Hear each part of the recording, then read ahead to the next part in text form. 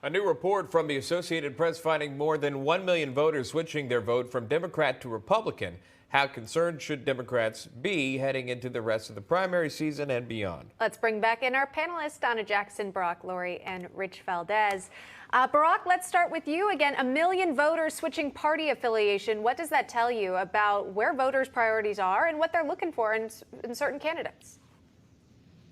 Well, it's fascinating because on every level, whether it's inflation and crime or the supply chain or even baby formula, every single aspect of society, there's no improvement in any particular area that Biden can take credit for. So I think it's very clear that the Democrats really have to worry about the midterm elections.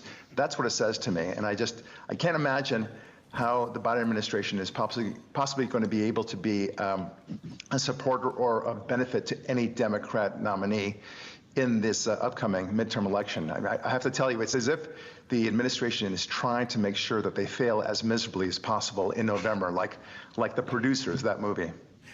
Rich Valdez, your thoughts on that and more joining the Republican Party? Yeah, well, I mean, this is a clear example of everything that's going on. Just look at Biden's presidency for just one moment.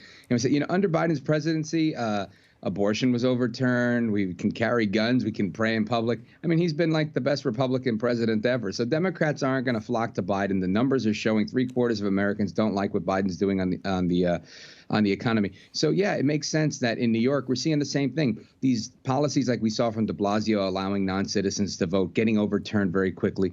The left wing within the Democrat Party has gone so far. It's like Democrats gone wild. And regular people are looking at them and saying, this is not good. We can't just blur this and put a disclaimer on TV. This is real life, and you're ruining the real lives of many people. So I think, lamentably, we're going to see a shift. Now, is it going to be the shift we want? I really hope so. But Democrats have gone way too far, and everyday Americans are looking at them and saying, you know what, you left me behind.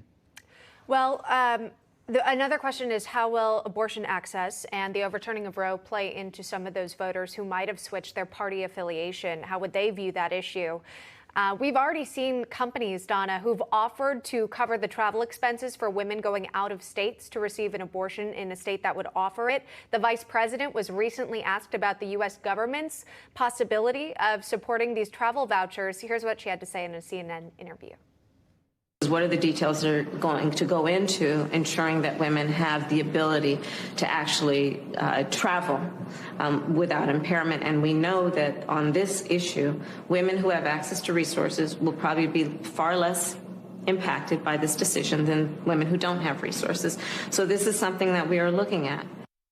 Something they're looking at, something that's being considered. What do you think about that?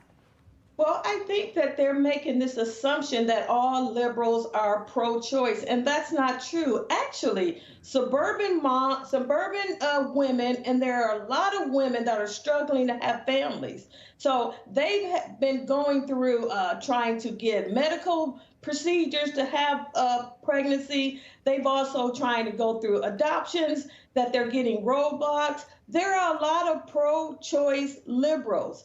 And people don't realize that this is going to be seen as an opportunity for them, because now in this country, they'll have the option of being able to adopt a child here in America instead of going overseas. So it's going to be a win for the conservative movement, because those families desperate to have kids now have that option here in America.